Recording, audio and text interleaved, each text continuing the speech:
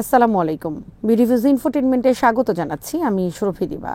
2022-এর জানুয়ারিতে যুক্তরাষ্ট্রের ওকলাহোমার তুলসাতে ট্রাজিক গোলাগুলি হয়। 18 বছর বয়সী মাইকেল মর্গান জুনিয়র 9 মিলিমিটার কানিক পিস্তল দিয়ে আরেক 18 বছর বয়সী আইজায়াহ জোন্সকে হত্যা করে। আইনগতভাবে হ্যান্ডগানের মালিক হয়নি মর্গান। কানিক পিস্তলটা সে ধার করেছিল। 19 রাউন্ড গুলি ধারণক্ষম কানিক ব্যবহার করা সহজ ও দামে সাশ্রয়ী। ঘটনা ঘটেছিল কোভিড-19 মহামারীর চূড়ান্ত সময়ে। যুক্তরাষ্ট্রে তখন বন্দুকের বিক্রি বেড়ে গিয়েছিল। আমেরিকানরা ওই সময় রেকর্ড সংখ্যায় আগ্নেয়াস্ত্র কিনেছিল। ওগুলোর অনেকগুলোই অপরাধে ব্যবহৃত হতে শুরু করে। এগুলোর মধ্যে অন্যতম জনপ্রিয় হয়ে ওঠে তুরস্কের তৈরি অস্ত্রগুলো। দামে সাশ্রয়ী ও মানে উন্নত হওয়ায় এগুলোর প্রসার পরে আরও বেড়েছে। লকডাউনের সময় মার্কিন অস্ত্র কারখানাগুলো বন্ধ হতে শুরু করেছিল। তাছাড়া জিনিসপত্রের দাম বেড়ে যাওয়ায় তুরস্কের মতো দেশ থেকে আমদানি করা বন্দুক সেখানে জনপ্রিয় হতে শুরু করে।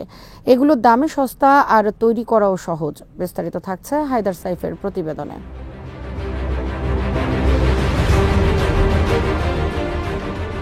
2021 সাল থেকে যুক্তরাষ্ট্রের সবচেয়ে বেশি বন্দুক রপ্তানি করেছে তুরস্ক। এই রপ্তানির শীর্ষে আছে কানিক। এই ব্র্যান্ডের মালিক স্যামসুন ইউট সাভুনমা বা SYS। কানিক পিস্তল মার্কিন বাজারে জনপ্রিয় হয়ে উঠেছে।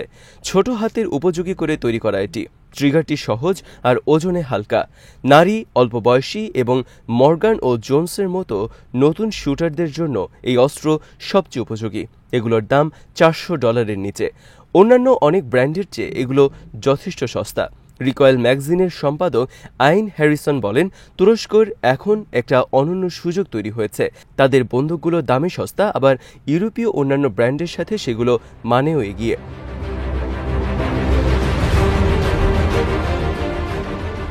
2020 সালে এমনকি মার্কিন বন্দুকের বিক্রিও কমে গিয়েছিল, কিন্তু SYS এর বিক্রি বেড়েছে।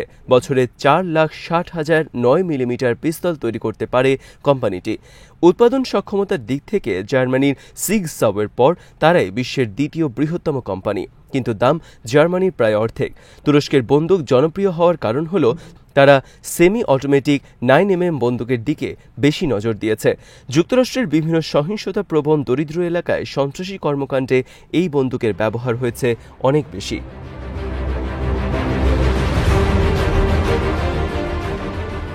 2023 সালে মার্কিন bureau of alcohol, tobacco, fire arms and explosive বা ATF একটি প্রতিবেদন প্রকাশ করে। সেখানে বলা হয়েছে, বিভিন্ন অপরাধে যেসব অস্ত্র ব্যবহৃত হয়েছে এর মধ্যে 74% হলো পিস্তল।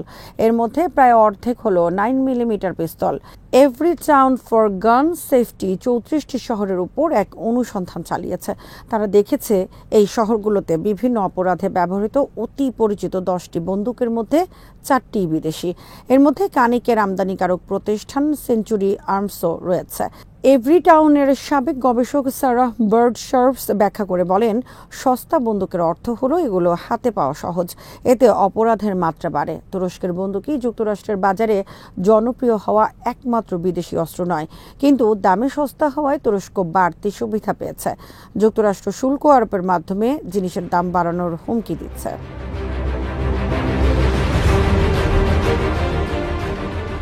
তবে তুরস্কের বন্দুক এখানেও হয়তো ঝামেলা এড়াতে পারবে।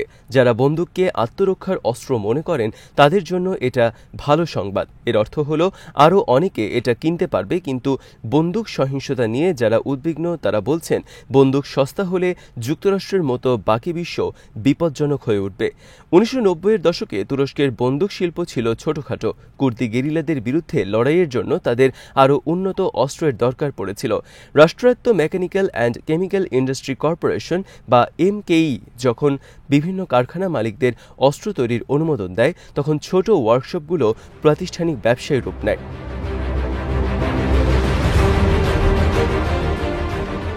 এদের মধ্যে SYS ছিল যথেষ্ট উচ্চাকাঙ্ক্ষী। কোম্পানির প্রতিষ্ঠাতা হুসেইন কাহিদ আরালের অন্যান্য শিল্প কারখানাও রয়েছে। তার ছেলে জাফের 1998 সালে একটি অস্ত্রের কারখানা কিনে নেয়। সেখানে সে সরকারের সহায়তা ও অন্যান্য অংশীদারদের সাহায্যে একটি উচ্চ প্রযুক্তির কর্পোরেশন গড়ে তোলে। 2004 সালে তুরস্কের তৎকালীন প্রধানমন্ত্রী রিসেপ তাইপ এরদোয়ান পশ্চিমা কোম্পানির ওপর নির্ভরতা কমানোর জন্য চেষ্টা শুরু করেন। এতে SYS এর মতো কোম্পানিগুলো সরকারের ভর্তুকি এমনকি ঋণ এবং তুরস্কের সেনাবাহিনী ও পুলিশ বাহিনীর সাথে চুক্তি করার সুবিধা পেয়েছে।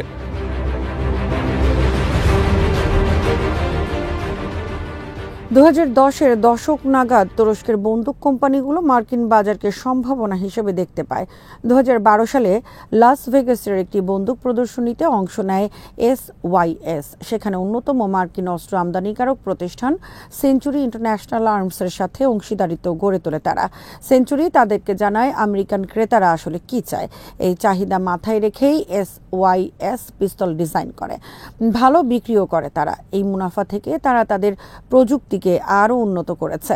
কানিক পিস্তল এখন সেঞ্চুরি আর্মসের সবচেয়ে জনপ্রিয় অস্ত্র। তুরস্কের ব্র্যান্ড এর মধ্যে ইন্ডাস্ট্রি অ্যাওয়ার্ড পেয়েছে।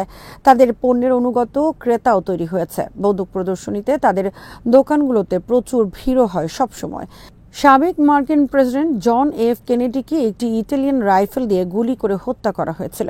এরপর 1968 সাল থেকে অস্ত্র আমদানি বন্ধ করে দেয় যুক্তরাষ্ট্র। কিন্তু এই আইনের নানা ফাঁকফোকর আছে। খেলাধুলার প্রয়োজনে বন্দুক আমদানির সুযোগ রয়েছে। এই ধারাকে ব্যবহার করে সামরিক ক্যাটাগরির অস্ত্র আমদানি করা হচ্ছে।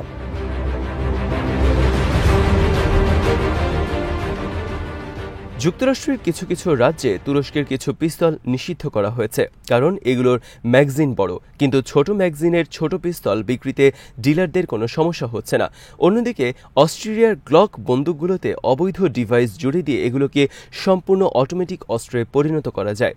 কোনো বন্দুক আমদানির পরীক্ষায় উত্তীর্ণ না হলে কোম্পানিগুলো সেই পিস্তলের খুচরা যন্ত্রাংশ কিনে কিছু স্থানীয় সরঞ্জাম যোগ করে সেগুলোকে স্থানীয়ভাবে তৈরি করতে পারে, অথবা আমদানির বাধা এড়াতে অনেকে আমেরিকাতে কারখানাও খুলতে পারে।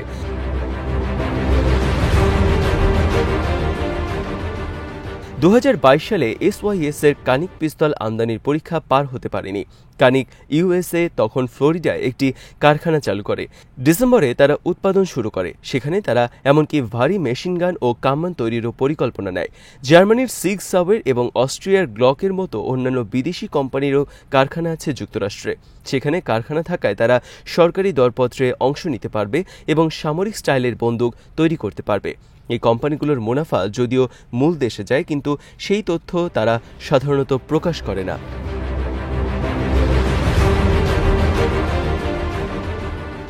2023 সালে SYS $190 মিলিয়ন আয় করে। যুক্তরাষ্ট্র তুরস্ককে এই পরিমাণ নিরাপত্তা সহায়তা দেয় না। এমনকি যুক্তরাষ্ট্র তুরস্কের উপর নিষেধাজ্ঞা দেওয়ার পরও আমেরিকানরা তুরস্কের অস্ত্র কিনেছে, যেটা তুরস্কের সামরিক উৎপাদনে সহায়তা করেছে। তুরস্ক জাতিসংঘের নিষেধাজ্ঞার আওতায় থাকা দেশগুলোতে বড় ধরনের অস্ত্র বিক্রি করে না, কিন্তু তাদের ছোট অস্ত্রের বিক্রির হিসেব রাখা কঠিন। যুক্তরাষ্ট্র বা জার্মানির মতো তুরস্ক তাদের সব অস্ত্রের বিক্রি পর্যবেক্ষণ করে না বা তার বিশদ হিসাব রাখে না। জাতিসংঘের আর্মস ট্রেড ট্রিটিতে তারা সই করেনি। পাকিস্তান, মিশর ও ইরাকের মতো দেশগুলোর পুলিশ ও সামরিক বাহিনীর কাছেও তুরস্ক হ্যান্ডগান বিক্রি করেছে।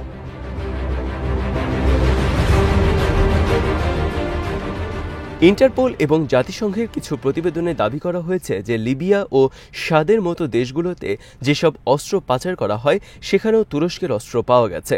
আফগানিস্তান ও সিরিয়ার সংঘাত কবলিত অঞ্চলেও তুরস্কের শটগান জনপ্রিয়তা লাভ করেছে। প্রতিরক্ষা কনসালটেন্ট মাইল ভাইনিং বলেন, এই বন্দুকগুলো অপরাধী আর মিলিশিয়াদের জন্য হাতে পাওয়া সহজ, কারণ এগুলো দামে সস্তা ও সহজে পাওয়া যায়। তাছাড়া এগুলোতে সামরিক পর্যায়ের ক্ষমতা রয়েছে।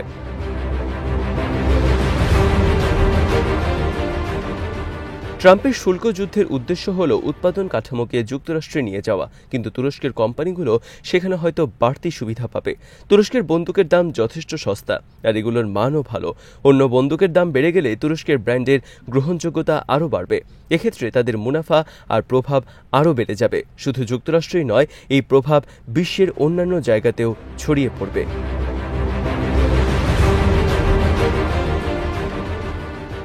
আজ এখানেই শেষ করছি। সমরাষ্ট্র প্রতিরক্ষা ও কূটনীতির নানা তথ্য জানতে চোখ রাখুন বিডিভিউজ ইনফোটেইনমেন্টে। চ্যানেলটি ভালো লাগলে সাবস্ক্রাইব করুন, সংযুক্ত থাকুন আমাদের ফেসবুক পেজে। আল্লাহ হাফেজ।